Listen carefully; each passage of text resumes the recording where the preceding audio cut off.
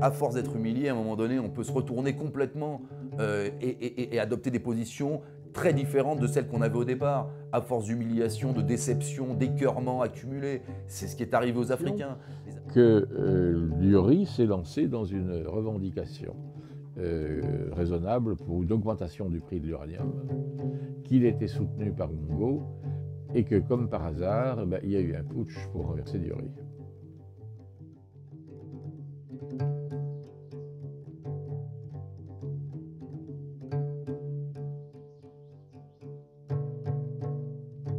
Par définition, quand il y a une guerre, il y a automatiquement des crimes.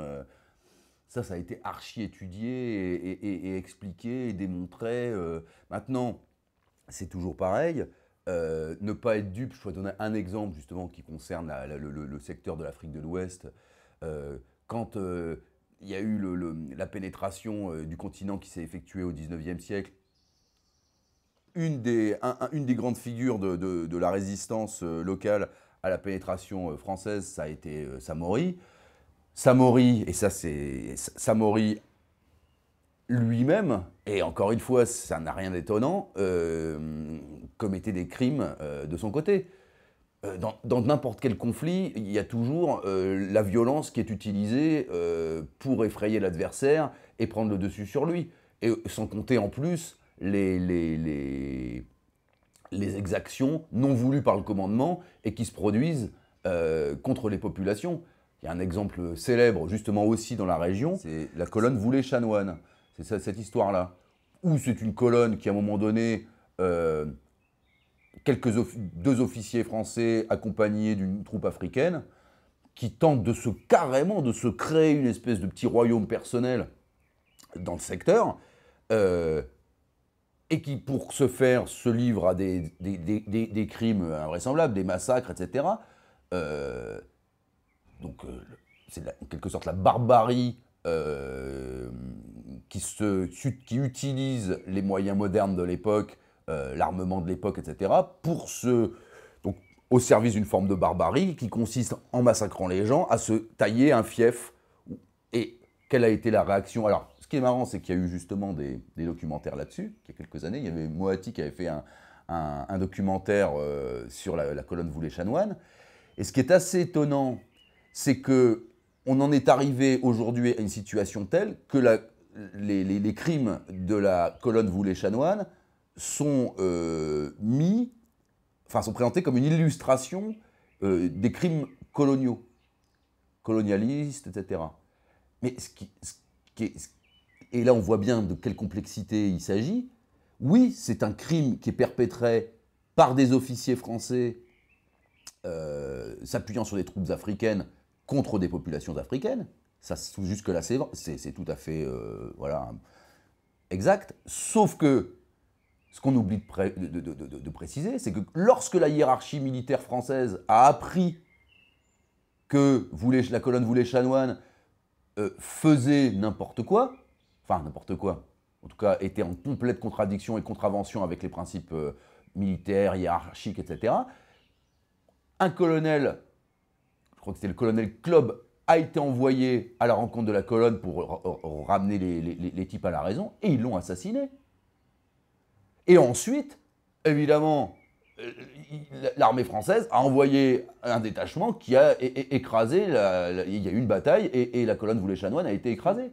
Donc, ça paraît à partir de là assez compliqué de mettre ça sur le dos de la colonisation française en tant que telle, puisque ce sont des gens qui étaient entrés en rupture de banc et qui cherchaient à se créer un propre royaume. Mais on en est aujourd'hui à cette incapacité d'apprendre les choses dans leur complexité. L'exemple de la colonne Voulet-Chanoine est tout à fait l'exemple de ça, où on ne peut plus voir les choses que sous un angle exclusivement manichéen, à telle enseigne que la colonne Voulet-Chanoine, tout ce que je viens d'expliquer, où on voit bien que c'est plus compliqué qu'un simple crime colonialiste, eh ben c'est présenté comme un crime colonialiste. Et il y a beaucoup de gens qui sont persuadés que finalement, la colonne Voulet-Chanoine agissait en phase avec les autorités françaises. C'est exactement le contraire. Ce qui ne veut pas dire, je ne dis pas tout ça évidemment pour autre chose que ce que je viens de dire, qu'on ne me fasse pas dire que je dis ça pour minorer les crimes du colonialisme, qui ont été nombreux et immenses, et pour dire que la colonisation a été respectueuse des droits de l'homme. Non, je ne dis pas ça du tout. Je dis que, pour finir, la colonisation, le phénomène colonial français en particulier, est quelque chose d'extraordinairement contrasté et contradictoire. Il y a aussi l'affaire Tokyo-Ego, à peu près à la même époque, en Afrique équatoriale.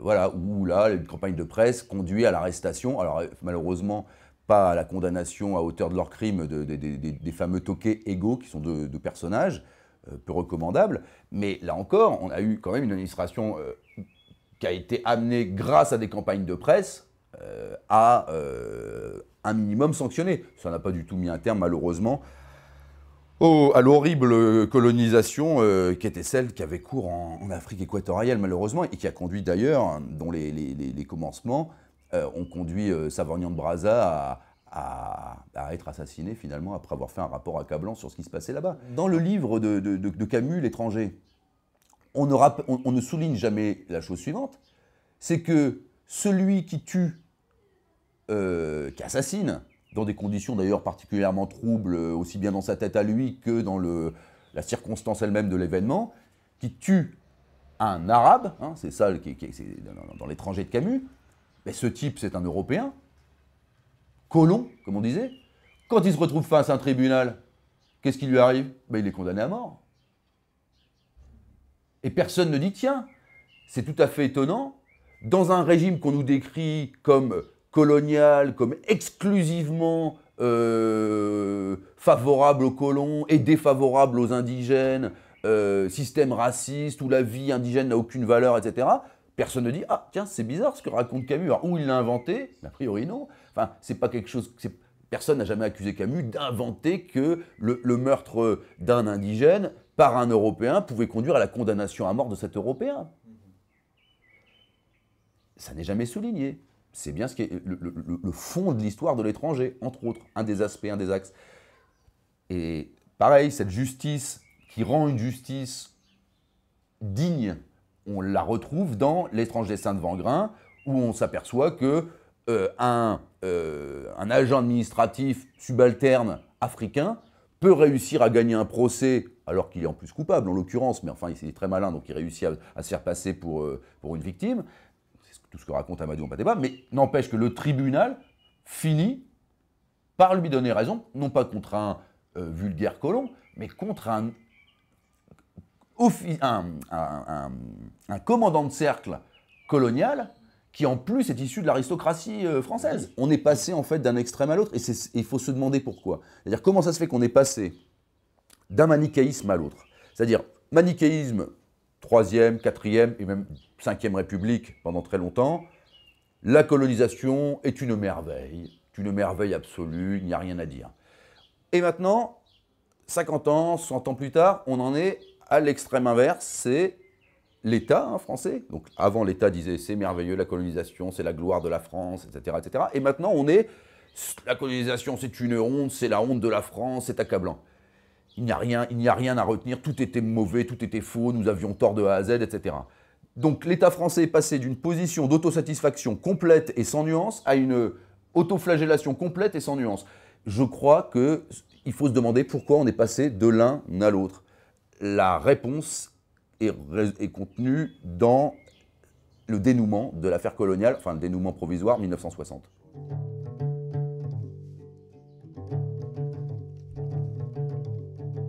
Oui, et ce qui est quand même intéressant à souligner, qui ne coulait pas a priori de source, c'est que effectivement la conquête de l'Afrique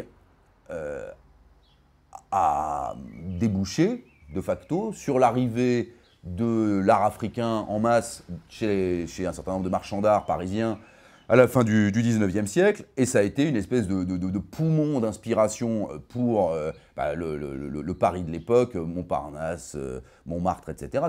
Paris était la capitale de l'art, des gens comme Picasso, et au-delà même les expressionnistes allemands, etc., ont subi au bon sens du terme, l'influence africaine. Après avoir subi d'ailleurs d'autres influences venues des quatre coins du monde, en particulier d'Asie, le Japon, l'influence que le Japon a pu avoir sur les impressionnistes, etc. Donc l'art africain a été en plus à la mode. Dans les années 20, ce qu'on a appelé les années folles, il y avait des balles nègres où il était bien d'aller danser à Paris. Dès cette époque, d'ailleurs, la France était, comme le disait Senghor, Paris, la capitale occidentale, la capitale la plus fraternelle pour les nègres, où les Noirs pouvaient vivre librement. On sait bien et vivre librement, y compris leur vie amoureuse avec des blanches, hein, par exemple, chose impossible aux États-Unis à la même époque.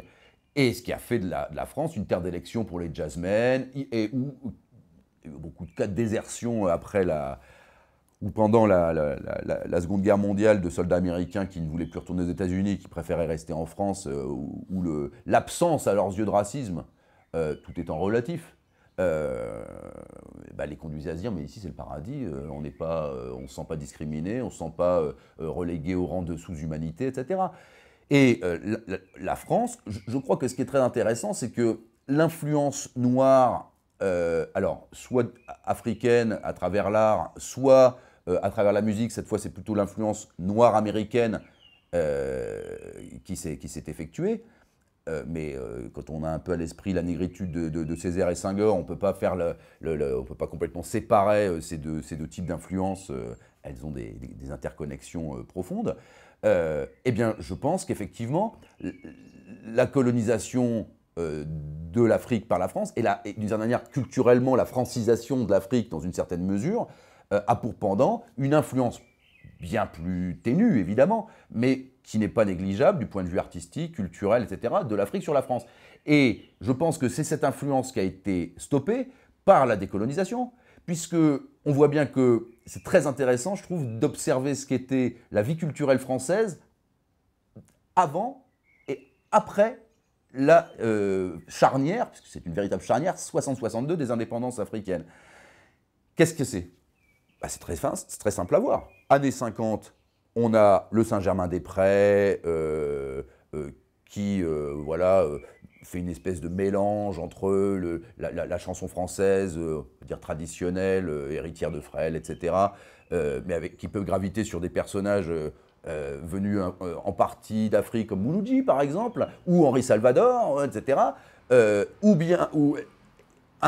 matinée de musique noire, le jazz venu d'Amérique, mais qui est une musique noire, et essentiellement, et les années 60, où au contraire, toute cette influence tend à être balayée au profit d'une influence beaucoup plus anglo-saxonne. Et je pense que tout ça n'est pas anodin, c'est-à-dire que je crois que si De Gaulle avait été à la hauteur de la mission qu'il s'était lui-même assignée, c'est-à-dire qu'il avait maintenu l'ensemble franco-africain dans une égalité politique stricte, impliquant d'ailleurs une égalité sociale, les années 60 n'auraient pas été celles de l'américanisation de la France, qui a d'ailleurs à mon avis été en grande partie voulue culturellement parlant, par Charles de Gaulle, via Europe 1, Salut les copains, etc. Mais il aurait été une décennie d'africanisation culturelle de la France. Je pense. C'est-à-dire que, au lieu d'être dans une influence comme ça du rock'n'roll, on aurait été probablement dans une espèce de symbiose culturelle franco-africaine, où l'Afrique, avec les extraordinaires musiciens africains, tout l'art africain qui est d'une puissance folle, eh bien, aurait fécondé la culture française, au lieu que cette même culture française soit, comme on l'a malheureusement vu, passée progressivement sous le rouleau compresseur anglo-saxon. Je pense qu'il y a vraiment quelque chose comme ça. On a interrompu un processus de fusion, d'interfécondation, au profit, en remplaçant une alliance nègre par une alliance blanche, euro-anglo-saxonne, états-unienne.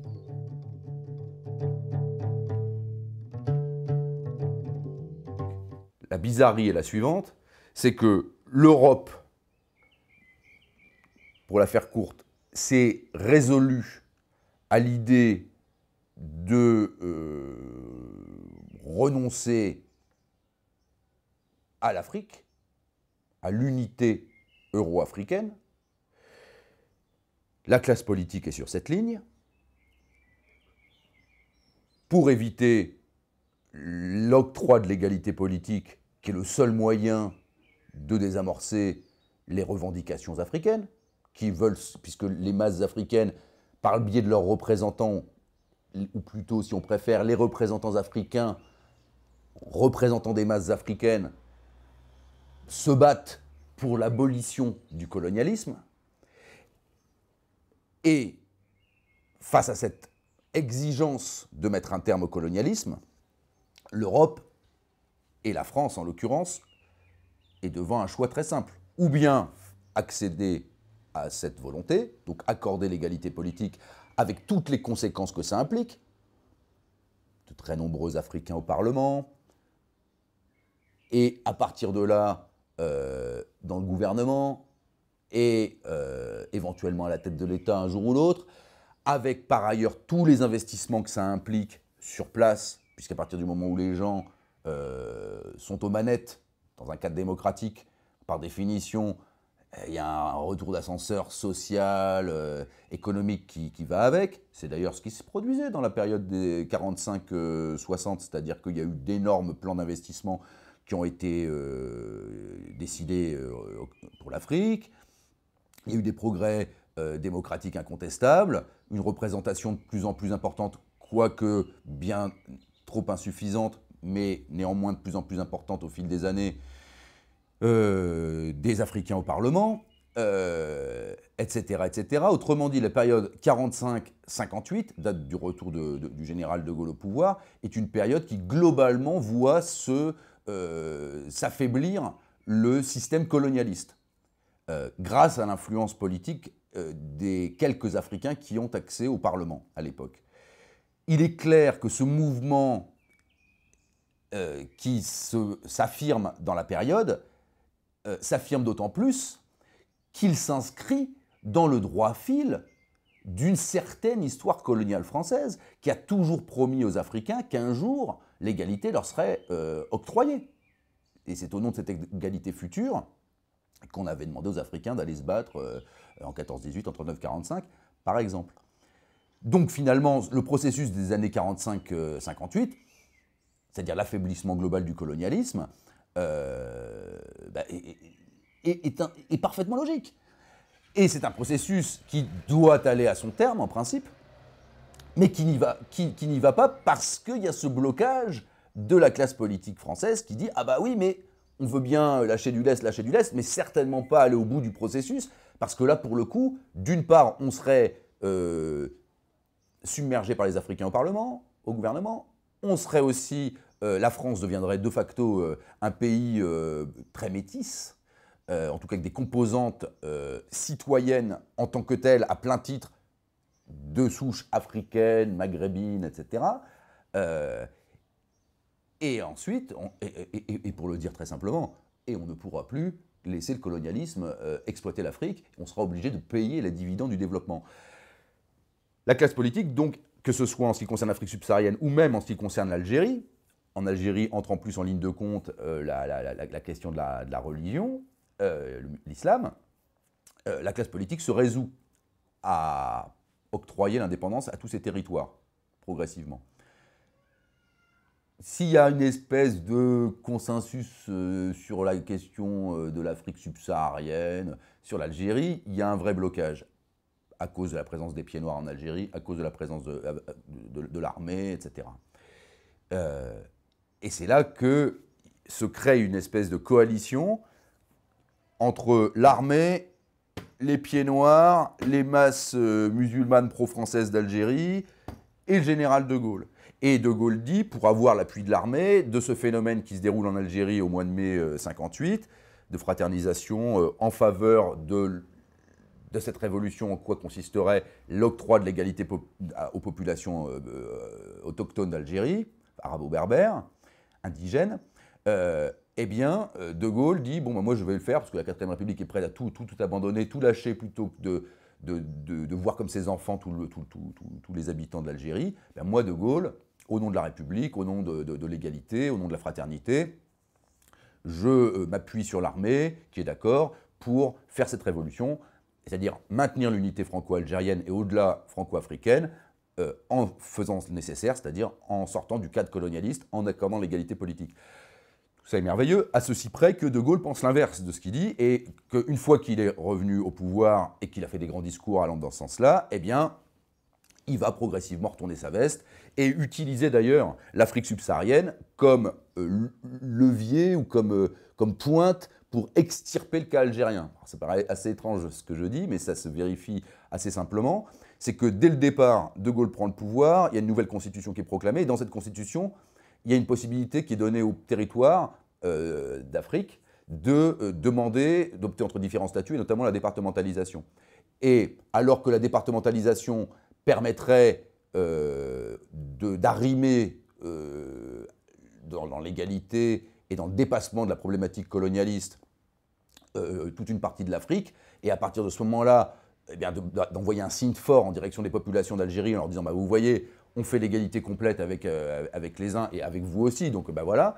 Eh bien non, De Gaulle fait le contraire, c'est-à-dire qu'il refuse la départementalisation du Gabon, qui la demande, puisque le Gabon demande la départementalisation en s'appuyant sur la Constitution. De Gaulle refuse cela, violant donc la Constitution, et ira beaucoup plus loin par la suite, puisque dans l'année qui suit, dans les mois et l'année et demie qui suit, eh bien, il ira jusqu'à ordonner au Gabon de prendre l'indépendance.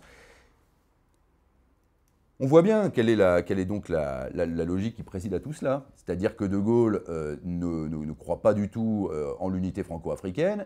Il est attaché à la France, il le dit lui-même, la France blanche, la France chrétienne, la France gréco-latine. Par définition, les Africains, les Maghrébins n'étant rien de tout cela, eh bien, il décide de s'en débarrasser. Donc en réalité, et ça, je crois que c'est le facteur déterminant, bien plus que le facteur économique, parce que je pense que si les populations d'Afrique avaient été blanches, chrétiennes et de culture gréco-latine, aussi pauvres soient-elles, De Gaulle n'aurait pas envisagé une seule seconde de leur imposer l'indépendance. Donc on voit bien que ce qui a pesé le plus lourd dans la balance, ça a été ces considérations civilisationnelles, raciales, etc. On oublie un peu vite qu'en 1960, on est à 15 ans de la fin de la Seconde Guerre mondiale, on est à une vingtaine d'années du triomphe du triomphe relatif, mais enfin du triomphe quand même dans un certain nombre de pays et dans certaines strates intellectuelles des théories racistes, et que De Gaulle est né en 1890, c'est-à-dire presque la même année qu'Hitler, hein, donc c'est la même génération. Hitler est né en 1889, De Gaulle 90, donc ils ont pratiquement le même âge. Ils ont baigné dans la même Europe, finalement. Enfin, Hitler en Allemagne, De Gaulle en France, mais enfin bon, c'est la même Europe. Et comme une grande partie de la classe politique de leur époque, les uns comme les autres étaient convaincus voilà, de ces idées racistes, plus ou moins, de manière plus ou moins radicale, plus ou moins définitive, plus ou moins violente, mais l'inégalité des races, etc., tout ça, c'est des notions, la supériorité de la civilisation européenne sur les autres, le danger qu'il y aurait à aller vers ce qu'on appelait les races inférieures, etc. Tout ça, c'est quand même prégnant dans les esprits, et ça joue un rôle très important. Et je crois que c'est ça qui est décisif. D'autant plus que du point de vue économique, De Gaulle et la classe politique française ou européenne se disent, mais ma foi, si on donne l'indépendance, si on impose l'indépendance à tous ces gens-là, ça n'empêchera pas d'exploiter leur territoire. Bien au contraire. Perfit dit, et ça n'était jamais dit par qui que ce soit avant, dit oui, enfin fait dire à De Gaulle, mais enfin De Gaulle lui dit, c'est un verbatim, oui, la question civilisationnelle, la question raciale est au cœur du problème. Pendant toutes les décennies qui ont précédé, la position officielle a toujours été la même, on va dire, soit droit des peuples à disposer d'eux-mêmes, etc. C'est les Africains qui veulent se voler de leurs propres ailes. Alors ça, c'est la thèse officielle. L'autre raison étant, il nous coûte trop cher, ce que De Gaulle avoue dans ses mémoires d'espoir, il nous coûte trop cher, c'est des astreintes sans contrepartie, etc. Donc la question économique.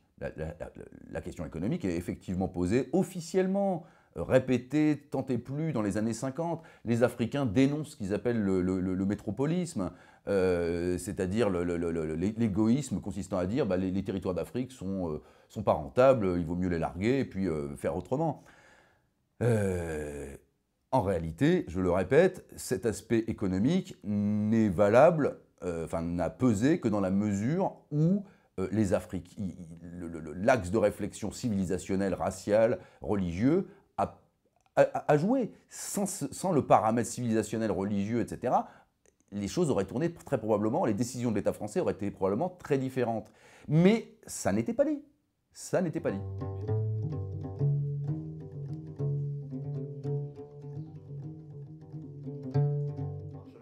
Il prend un contre-pied complet des idées qui fondent la République, idées issues de 1789,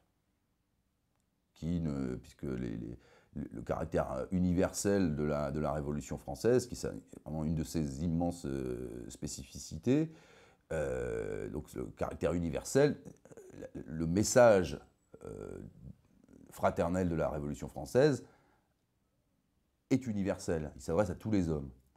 La République française sera toujours dans cette logique officielle, à telle enseigne que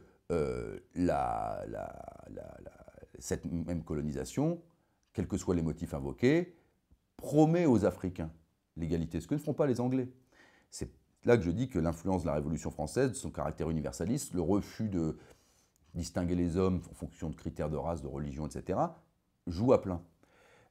Effectivement, De Gaulle est en rupture radicale avec cette tradition-là. De toute façon, il n'est pas de tradition républicaine, De Gaulle, il est de tradition plutôt monarchiste, donc tout ça est cohérent de sa part. Il est un grand lecteur de Barrès. Barrès est pareil dans une lecture de la France, une conception de la France qui est très hexagonale. L'outre-mer n'existe pas ou n'a pas d'importance. Les nègres ne sont évidemment pas des Français. Les bougnoules, comme disait De Gaulle, les Maghrébins non plus. Donc on est dans des conceptions à la fois racistes, civilisationnelles, etc. Et c'est ça qui joue foncièrement, beaucoup plus que les questions économiques, d'autant plus que, je le répète, du point de vue économique, De Gaulle se dit, mais l'indépendance fictive, puisque l'Afrique est incapable de pouvoir gérer ses propres affaires en l'État, faute de cadre, d'une population instruite, formée, etc., De Gaulle se dit, mais l'indépendance n'aura pas vraiment lieu, elle sera officielle, ce qui nous permettra de sortir l'Afrique du cadre protecteur, qui la protège, républicain. On la sortira de ce cadre. Et donc on pourra continuer l'exploitation économique, d'autant mieux. Et c'est effectivement ce qui va se produire via le néocolonialisme. Donc on voit bien que les considérations économiques, c'est à double tranchant, d'une part. C'est un, on n'investira plus, mais deux, on pourra encore mieux exploiter. Ça, c'est l'aspect économique. Mais cet aspect économique ne joue que dans la mesure où, à la base, ces populations sont réputées non françaises, foncièrement, incapables de l'être. Et en outre, ce qui est moins dit, mais qui joue beaucoup aussi, sont des populations définitivement incapables de s'élever pour jouer dans la cour des grands du point de vue économique. La prétendue décolonisation, qui n'en est pas une,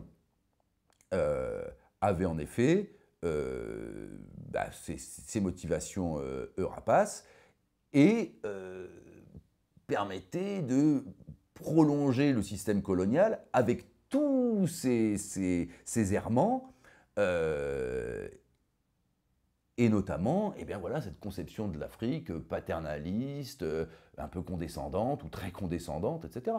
Bien sûr, en réalité, il y a un continuum. C'est-à-dire qu'on nous présente la charnière 60 comme une rupture, c'est exactement le contraire. Ça n'est pas une rupture vers la liberté, c'est une rupture contre la liberté à l'intérieur de l'ensemble démocratique pour relancer le processus d'exploitation.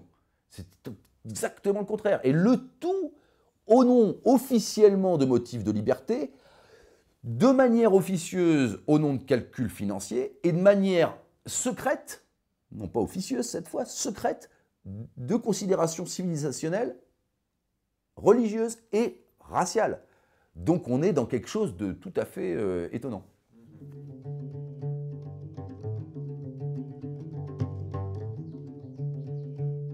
« 1945 ». il y a une élite africaine qui s'est progressivement constituée, enfin je veux dire élite, quand je dis élite africaine, c'est élite franco-africaine politique, de culture afro-française, franco-africaine. Cette élite africaine qui porte, qui traduit, qui exprime la volonté profonde des populations, c'est-à-dire l'élévation sociale et l'émancipation politique, c'est-à-dire la sortie du régime de la tutelle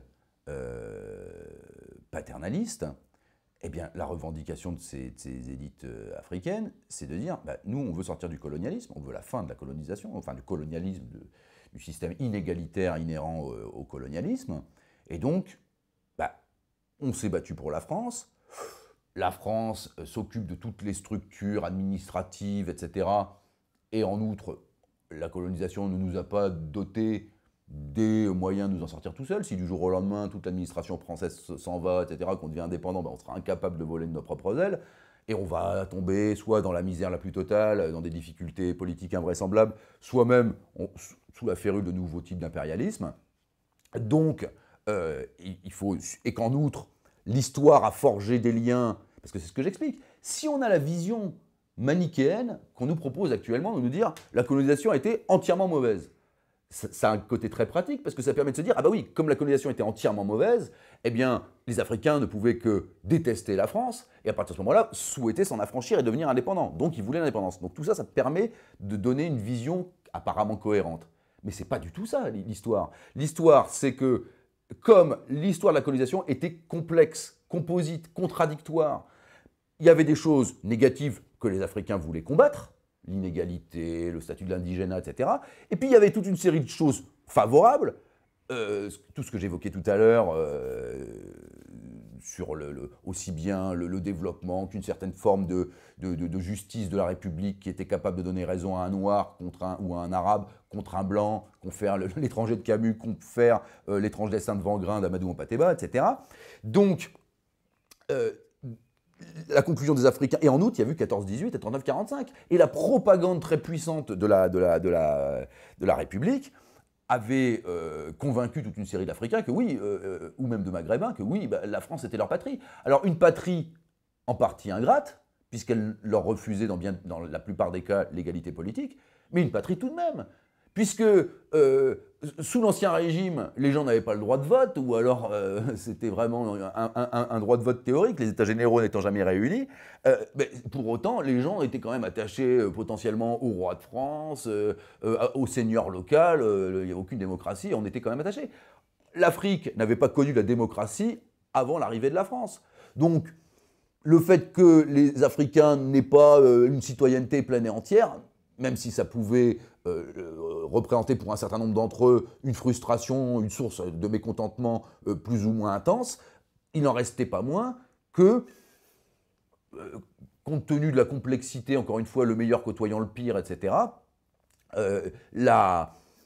les Africains, et que, en outre, très important, la situation n'étant pas figée, puisque grosso modo, depuis les années, allez, disons les années 30, disons, avec une accélération avec le Front populaire, et puis encore plus après la guerre avec l'État français issu finalement du CNR, du Conseil national de la résistance, et le jeu de l'action des hommes politiques africains, abolition du travail forcé, statut de l'indigénat, etc. La situation n'étant pas figée, d'année en année, les Africains sont amenés à pouvoir très bien voir que les promesses de la République ne sont pas forcément vaines, puisque la situation n'est pas figée, les choses s'améliorent petit à petit, et de se dire, bah donc finalement la colonisation, ses aspects négatifs, progressivement s'étiolent. Tout ce qui en sort de positif à terme, c'est-à-dire l'égalité, ce qui n'est pas rien quand même, surtout du point de vue du monde noir, se rappeler ce qu'était la façon dont était vu le monde noir, pas seulement par Adolf Hitler, l'Allemagne nazie, mais aussi aux États-Unis par exemple.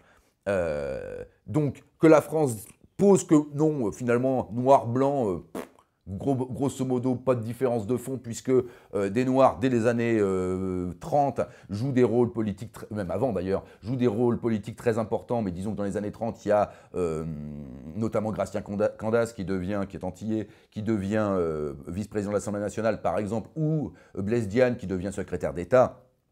ou sous-secrétaire d'État. Donc, de facto, cette situation du point de vue africain évoluant en dépit de tous les affres du colonialisme, la dynamique étant plutôt dans un sens de l'amélioration, il y a de l'espoir. La colonisation n'apparaît pas comme un système exclusivement régressif, puisqu'il porte en lui-même le germe de sa propre rédemption, si je puis dire. Donc, les Africains sont dans cette attitude. Et en plus, la propagande patriotique joue à plein, d'autant plus qu'elle s'accompagne d'un discours de la France qui tranche avec le discours sur les Noirs des Allemands, des Américains, etc. Donc tout ce phénomène complexe conduit les Africains à ne pas voir la France exclusivement comme une puissance impérialiste colonialiste, mais petit à petit à la voir en partie comme une patrie. Une patrie en évolution, une patrie qui progressivement lâche du lest, et une patrie tout de même. Ce qui fait que dans les années 50, alors, une patrie pour certains d'entre eux, pour d'autres, une puissance tutélaire indispensable, pour d'autres encore, une puissance qui a apporté la paix. Parce que dans bien des régions, l'arrivée de la France s'est soldée par une pacification à terme. Alors là aussi, ça peut paraître fou ce que je dis, mais c'est qu'on vérifie si ce que je raconte est vrai ou faux, qu'on aille dans les livres, qu'on interroge les vieux Africains.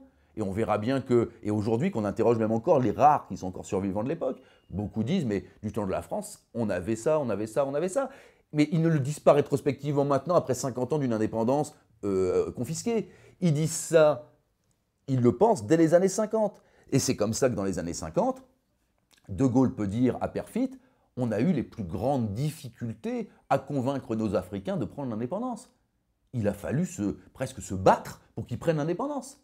Et en effet, l'affaire de Léomba avec l'affaire gabonaise, quand Léomba demande la départementalisation en 1958, s'appuyant sur la Constitution, c'est un exemple.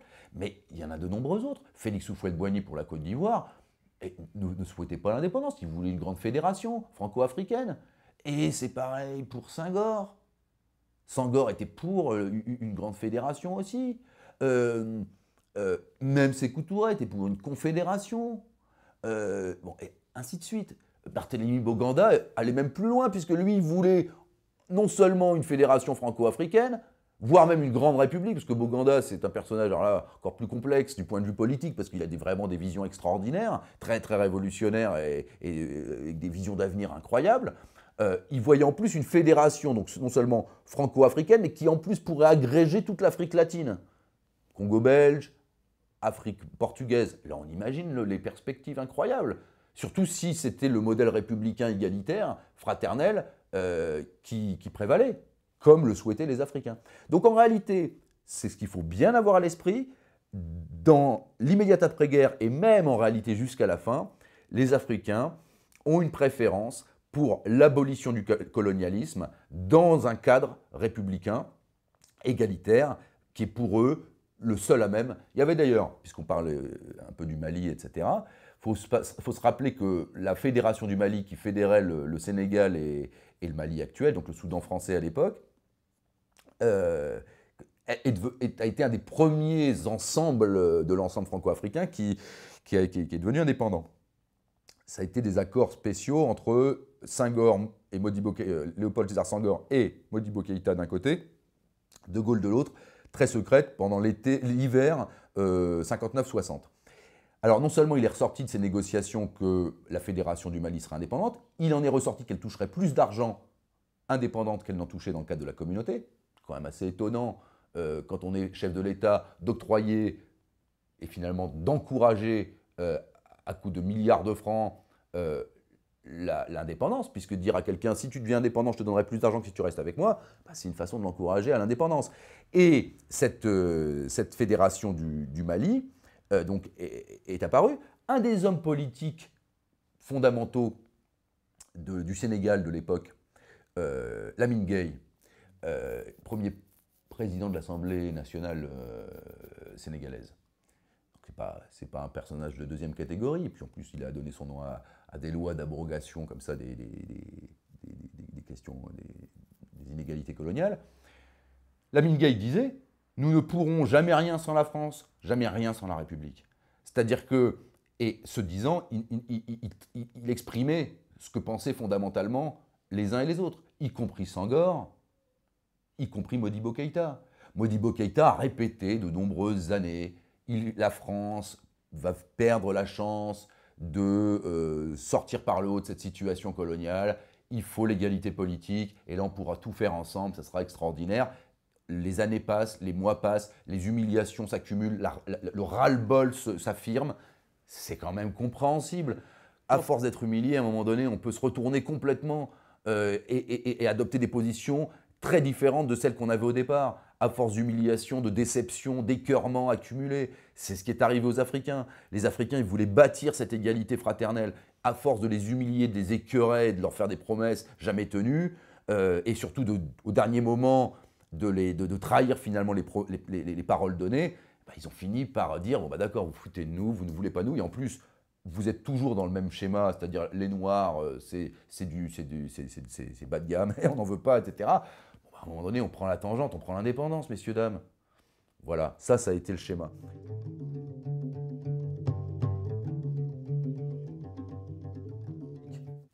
Alors là, ça c'est la cuisine très compliquée qui a été conduite par Foccart et De Gaulle par la suite. Mais le fait est que le cas Sékou Touré, qui est perpétuellement cité comme le cas d'école qui prouve que De Gaulle était contre l'indépendance des Africains, mais la ficelle est énorme. C'est-à-dire que le même De Gaulle qui va imposer l'indépendance au Cameroun, et qui l'impose d'ailleurs à la même date, parce que, bon, je ne vais pas entrer dans les détails trop compliqués, mais enfin trop précis, mais enfin, le fait est que tout indique que le refus de la départementalisation du Gabon en 1958, il faut quand même avoir ça à l'esprit. Au moment où De Gaulle fait mine d'être horrifié par Sékou Touré qui, nous dit-on, veut l'indépendance et donc s'oppose à De Gaulle pour cette raison-là, nous dit-on, au même moment, De Gaulle, qui soi-disant est horrifié par Sékou Touré et ses velléités indépendantistes, prétendument, le même De Gaulle refuse la départementalisation au Gabon. Et par la suite va lui ordonner même carrément l'indépendance. Donc comment De Gaulle peut-il être horripilé par les velléités indépendantistes de Sékou Touré, qui en outre n'existe pas, parce que Sékou Touré parle d'indépendance en permanence, mais c'est un artifice rhétorique, puisque dans les faits, il déclare être favorable à mettre en commun avec la France toute une série de ministères régaliens. La défense, la monnaie, etc. Les affaires étrangères. On est en 1960. Que cette question, l'attitude de De Gaulle à cette date-là, elle est fonction en partie de ce qu'il cherche à dissimuler de ses plans généraux. C'est-à-dire que son plan, c'est l'indépendance de l'Afrique. Il ne peut pas le dire, puisque officiellement, il est là pour maintenir, et en outre, maintenir l'unité franco-africaine. Et en outre, il y a l'Algérie, en plus, qui est imbriquée dans tout ça. Donc en réalité, une action de De Gaulle à l'époque ne doit pas être prise forcément au premier degré. Alors là, c'est quand même assez évident. Il dit tellement de choses dont on sait pertinemment aujourd'hui qu'il ne les pense non seulement pas, mais qu'il pense exactement le contraire, que quand De Gaulle fait quelque chose, avant de dire « Ah tiens, il fait ça, donc c'est ça », non, il faut d'abord bien prendre ses précautions pour ne pas tomber dans un panneau, dans un piège. Je donne un exemple.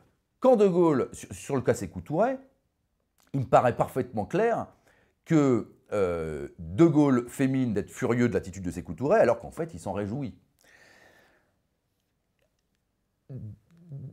Compte tenu que De Gaulle souhaite se débarrasser de l'Afrique subsaharienne et qu'à l'époque, l'Afrique subsaharienne ne veut pas entendre parler dans une large mesure d'indépendance, mais en revanche entend beaucoup obtenir des choses en termes d'égalité, eh bien évidemment, l'attitude de Gaulle vis-à-vis de Sékou, qui conduit de facto Sékou à prendre l'indépendance, eh ben on peut se demander si ça ne l'arrange pas, foncièrement, puisque ça crée un précédent. Alors, on va dire, ah oui, mais alors à ce moment-là, c'est bizarre, parce qu'il se montre d'une grande brutalité vis-à-vis de Sékou, etc. Ben oui, évidemment. Sékou Touré prend l'indépendance, poussé dans cette voie par De Gaulle, par l'attitude de De Gaulle, très méprisante, très insultante. Et en plus, prenant foncièrement les Africains pour des imbéciles, puisque la nouvelle constitution, 58, c'est trop long à expliquer, mais se moque des Africains et essaie une fois de plus de les rouler dans la farine. Donc finalement, la réaction de Sékou, foncièrement, est logique et légitime. Mais De Gaulle fait semblant, évidemment, de trouver ça scandaleux, et Sékou est un ennemi, etc. Mais ça lui permet, dans le même temps, De Gaulle, de se poser comme un champion de l'unité franco-africaine, tout en obtenant au passage, d'ailleurs, le départ d'un des pays, ce qui est quand même le comble. Il obtient le départ d'un des pays, mais en même temps, il passe pour un champion de l'unité, puisqu'il se montre inflexible vis-à-vis de Sékou.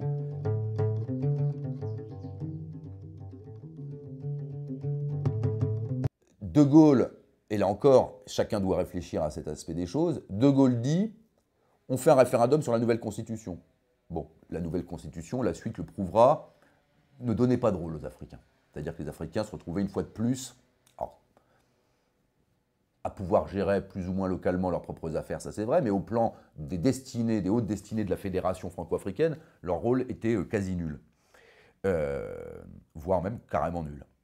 Sékou Touré et Barthélemy Boganda, bon, Sékou Touré, qui a vu parfaitement la chose venir, dit donc moi c'est pour ça, je suis contre cette constitution, elle ne me convient pas. Et Barthélemy Boganda dit d'ailleurs à peu près la même chose. Mais Sékou Touré va donc quand même voter non, malgré tout. Et on va dire, bah, vous voyez, Sékou Touré voulait l'indépendance. Non. D'autant moins que de toute façon, le référendum était non seulement porté donc, sur ce que je viens de dire, c'est-à-dire une constitution scélérate, mais en plus, les modalités du vote étaient eux-mêmes scélérats. C'est-à-dire que De Gaulle avait dit, bon, cette constitution, c'est à prendre ou à laisser. C'est-à-dire que soit vous l'acceptez telle qu'elle est, c'est non négociable, ou bien, si vous n'êtes pas pour cette constitution, vous devenez indépendant. Et Barthélemy Boganda va dire la chose suivante, va dire, mais pourquoi je suis obligé d'accepter cette constitution, dont, pour ma part, je répète là tout de suite qu'elle était scélérate, antidémocratique, foncièrement, anti-africaine. Donc, je refuse cette constitution et je deviens indépendant. Alors que, première remarque, on peut refuser une constitution et à partir de ce moment-là, en négocier une autre. En l'occurrence, ça aurait été pertinent parce qu'on aurait pu faire une constitution pour le coup réellement démocratique et républicaine, ce qui n'était pas le cas de la constitution de la 5e telle que présentée par De Gaulle.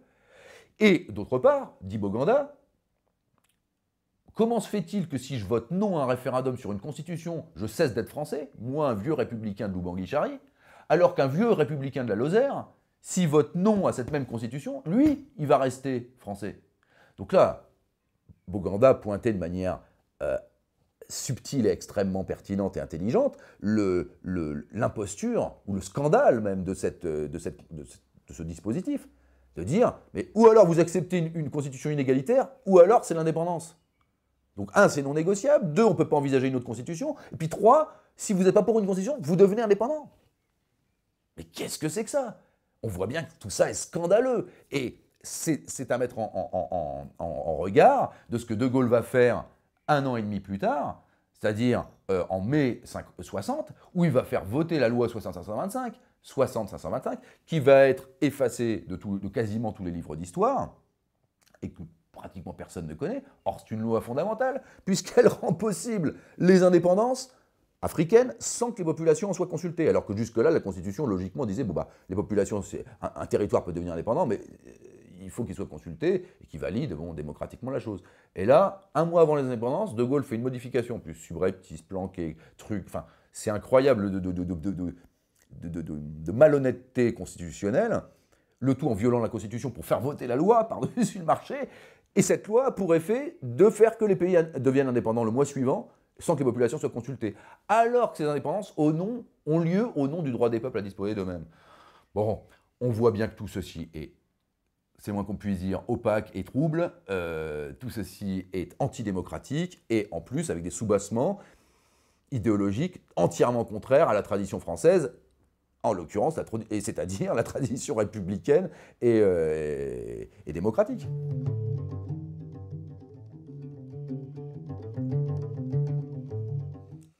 Bah, la Baule, en fait, c'est une énième gesticulation hypocrite. Puisque si le but du jeu, ça avait été de la part de Mitterrand de changer la donne avec l'Afrique, bah, il y avait autre chose à faire. C'était déjà d'arrêter de faire que la ligne officielle de l'État français ce soit de raconter n'importe quoi sur ce qui s'était passé 30 ans plus tôt. Parce que quand Mitterrand revient au pouvoir, parce que là je charge beaucoup de Gaulle dans mes travaux, etc. Mais, parce qu'il le mérite. Mais, cela dit, il faut quand même reconnaître que toute la responsabilité de tout ce qui s'est passé depuis 50 ans n'incombe pas à De Gaulle, pour la bonne et simple raison que De Gaulle a cassé sa pipe, a quitté le pouvoir en 69. Donc ça fait quand même pas mal de temps que De Gaulle n'est plus au pouvoir et qu'il y en a eu des successeurs, hein, Pompidou, Giscard, Mitterrand, Chirac, Sarkozy, Chirac 2 fois, Mitterrand 2 fois, Sarkozy et maintenant Hollande. Ça commence à faire du monde. Il n'y en a pas un seul qui a dérogé de la ligne. Alors, est-ce que ça, c'est du courage politique? Surtout que Mitterrand était parfaitement au courant de tous ces dossiers, puisqu'il était aux manettes déjà dans les années 50, et qu'il avait assisté à tout ça en parfaite connaissance de cause. Il avait même été, lui, il était un des grands spécialistes des questions ultramarines. Il avait écrit des livres là-dessus, etc. Bon, à l'époque, dans les années 50, en disant que voilà, il fallait une politique ouverte, généreuse, audacieuse, avec l'Afrique, etc. Donc Mitterrand était au courant de tout ça. Il arrive en 81 au pouvoir, bon, on connaît l'histoire, finalement il commence à tambours et trompettes, on va, et puis finalement il ne fait rien du tout. Et puis on arrive aux années 90, la donne change un peu à cette époque-là, puisque on a le droit d'espérer que Mitterrand a bien eu conscience qu'à partir du moment où l'Union soviétique s'effondrait, la donne allait être redistribuée en Afrique, puisque les Américains qui avaient laissé à la France avoir son joli petit précaré pendant 30 ans, à partir du moment où l'adversaire soviétique n'était plus là, il n'y avait plus de raison de favoriser l'allié français. L'allié français entrait en ligne de mire à son tour. Oui, hein, c'est n'importe quel lecteur de Sun Tzu ou de traité militaire, c'est qu'il faut prendre les adversaires les uns après les autres, il ne faut pas les prendre tous en même temps. Bon, donc là en l'occurrence on commence par le plus gros et après on passe au suivant, le moyen, après on termine par le petit. Là en l'occurrence, donc les Russes étant rayés de la carte, c'est clair que c'était qui les rivaux qui restaient, il n'y avait plus beaucoup. La France, à ce moment-là, était remise en cause. La réponse de Mitterrand, ça a été les grands discours démocratiques, etc.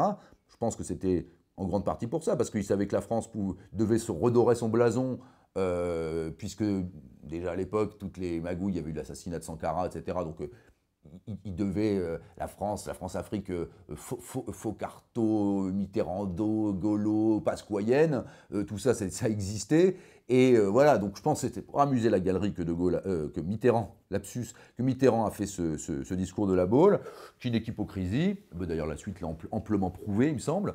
Et pour mieux dissimuler, puisque encore une fois, là, la notion de démocratie, c'est une des notions, un des mots magiques qui est utilisé pour pouvoir à chaque fois retomber sur ses petites pattes colonialistes. Donc là, en l'occurrence, c'est le mot démocratie qui a servi. Il y a eu d'autres mots, hein. Il y a eu les mots gouvernance un peu plus tard. Un peu avant, on avait les mots d'authenticité ou d'indépendance, etc. Donc il y a 4 ou 5 mots.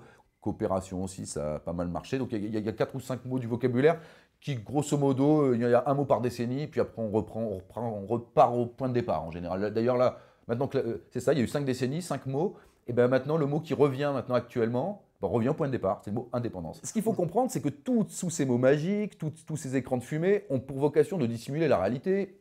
Et là, je vais développer justement, à partir de tout ce que j'ai expliqué avant, on va comprendre où on en est aujourd'hui. C'est-à-dire qu'il faut comprendre donc que les territoires d'Afrique sortent de la République officiellement, non pas dans les faits, ils sortent de la République, mais ils restent dans la main de l'Élysée. Donc première chose à avoir en tête. Ils sortent de la République, mais ils restent dans la main de l'Élysée. Bon. L'ensemble franco-africain, avec pour poste de commandement l'Élysée, la cellule africaine pour être plus précis, eh bien, cet ensemble franco-africain demeure. C'est-à-dire qu'officiellement, il n'existe plus vraiment à partir de 1960. Dans les faits, il demeure parfaitement. Il demeure parfaitement tout simplement parce que, comme je l'ai dit tout à l'heure, l'Afrique, le colonialisme n'a pas doté l'Afrique des moyens suffisants pour voler de ses propres ailes. Et on ne peut pas dire que les années d'indépendance vont la doter des moyens de voler de ses propres ailes, malheureusement, pas tellement. Donc cette Afrique extrêmement vulnérable, pour toutes les raisons que je viens de dire, cette Afrique n'est pas indépendante en réalité. Elle n'est qu'indépendante que de façade. Et donc, il y a un ensemble franco-africain qui se maintient au-delà des apparences. Et cet ensemble franco-africain a, donc, comme je le disais, un point de commandement qui est placé à l'Élysée. Il est géré localement par un certain nombre de potentats africains qui soit suivent la ligne élyséenne, soit sont démis, de gré ou de force. Et naturellement, un ensemble cohérent comme celui-là génère des élites et une bourgeoisie, une grande bourgeoisie commune. Et ça se vérifie. C'est-à-dire qu'on a en France et dans les anciens territoires français d'Afrique, en réalité, des peuples qu'on a sortis du cadre démocratique, du côté africain, et qu'on a donc divisé, on a à la fois divisé la population métropolitaine et la population ultramarine, et cette même population ultramarine, on l'a divisée elle-même en différentes petites entités, beaucoup plus facilement manipulables qu'une grosse. Et cet ensemble-là, donc, a une élite commune, qui a, donc il suffit de voir la bourgeoisie africaine, ou maghrébine d'ailleurs, francophone, mais de langue maternelle, mettant ses enfants, scolarisant ses enfants dans la mission française, ou dans une simili-mission française, dans les lycées nationaux d'élite, mais qui souvent sont imbriqués avec les Français, système français. Donc on scolarise les enfants, le French way of life est en vigueur à plein tube, grosses voitures, luxe, etc., champagne à gogo. Et ce qui est extraordinaire, c'est que cette bourgeoisie commune franco-africaine, donc en France et en Afrique, ces deux bourgeoisies qui n'en forment qu'une, dont le mode de vie est le même, etc., les lieux de sortie, les lieux d'éducation, enfin, tout est pareil, c'est le même truc. Cette bourgeoisie unifiée, qui fait ses petites affaires, explique au peuple, de part et d'autre, que la séparation a été une très très bonne chose, alors que tout indique le contraire, que la séparation a été une très bonne chose. Pour eux c'est vrai, pour le peuple c'est moins vrai, mais le peuple, à force qu'on lui répète, finit par y croire, que la séparation était une bonne chose, qu'elle a été voulue par lui. C'est-à-dire que tout le bréviaire de la Ve République, archi-mensonger dans le fond sur les indépendances, est présenté comme une vérité révélée, biblique, par les élites africaines et les élites françaises. Comme il se trouve, et là je crois qu'on arrive au cœur du problème actuel, enfin au cœur du problème actuel en ce qui concerne les rapports franco-africains, c'est que comme les positions françaises, ça fait une vingtaine d'années qu'elles sont remises en question, pas seulement par les États-Unis, mais aussi par les Chinois, par l'action des Chinois en Afrique, la façon dont ils s'emparent d'un certain nombre de marchés, qu'ils implantent sur place des communautés parfois assez importantes, etc. Eh bien, la position française étant extrêmement affaiblie, et puis entre nous, le patriotisme en France n'existant plus, chez les Chinois, il y a du patriotisme. Alors, on peut y aller, ils font du fric, etc. Mais le patriotisme chinois, c'est quand même une certaine réalité. Chez les Américains aussi. Hein. Mais alors en France, patriotisme, que dalle. Je dis une chose. Je dis, si on a bien à l'esprit que les élites, et je dirais même plus loin, non seulement il n'y a plus de patriotisme, mais il y a quand même une haine de soi qui est quand même très prononcée. Alors soit le pays, on s'en fout complètement, on pense qu'à l'argent, aux affaires, au pognon, à sa petite tête, voire carrément, on déteste le pays, parfois. Et la haine du pays, qui est quand même relativement développée en France, on peut la voir, on n'arrête pas de s'auto-flageller, s'auto-cracher dessus, si je puis dire, parfois avec raison, mais parfois à des fins moins avouables, parce que l'autocritique c'est bien, mais enfin ça peut aussi être autre chose, cacher autre chose. En l'occurrence, les bourgeoisies africaines, en réalité franco-africaines, ces élites-là, le patriotisme français, c'est pareil, elles sont françaises, donc le patriotisme français, elles n'en ont que foutre, si je puis dire. Et au contraire, la configuration des rapports de force est telle que ça peut être intéressant aujourd'hui, alors qu'avec l'Europe, c'est de plus en plus difficile de faire des marchés truqués, il y a quand même des contrôles très avancés, il y a beaucoup d'organisations en France qui sont très très vigilantes sur les droits de l'homme, sur les marchés truqués, les pots de vin, le bakchich, la corruption. si vous faites affaire avec un Français aujourd'hui, ou un Européen, mais avec un Français en particulier, vous n'êtes pas à l'abri de vous retrouver devant les tribunaux français. Hein. Il y en a eu des cas, l'affaire Elf, etc. Vous avez entendu parler d'une affaire, l'équivalent d'une affaire Elf aux États-Unis, ou avec un quelconque pays puissant dans le domaine pétrolier, je pense à l'Angleterre par exemple, qui a quand même des positions encore sérieuses.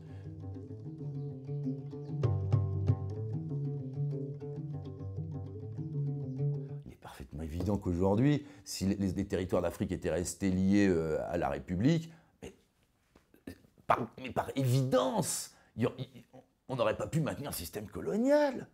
C'est une évidence. On aurait été obligé déjà de donner l'égalité politique, ça c'est une évidence. Ça ne pouvait pas, jusqu'en 60, déjà c'était plus tenable, alors en 70, en 80, mais bien sûr que les Africains auraient eu l'égalité politique. D'ailleurs, c'était pour ça que quelqu'un comme Houphouët-Boigny, qui était un des plus malins des hommes politiques de l'époque, il se disait « j'avale des couleuvres, mais dans 10 ans, dans 20 ans, on aura gain de cause. Dans 10 ans, 20 ans, tôt ou tard, on arrachera l'égalité complète. » Bon, d'où l'idée de De Gaulle, bon, on les vire tous d'un coup et puis c'est réglé. Et donc voilà, donc je crois qu'il faut comprendre ça. Je crois qu'aujourd'hui, regardez l'histoire en face. Et à partir de là, une fois qu'on aura une histoire vraiment claire à l'esprit, une histoire vraie des choses, en tout cas qui se rapproche un peu plus de la vérité que celle qu'on nous sert depuis 50 ans, à partir de ce moment-là, on peut penser une autre politique. سرگشته همی خواهی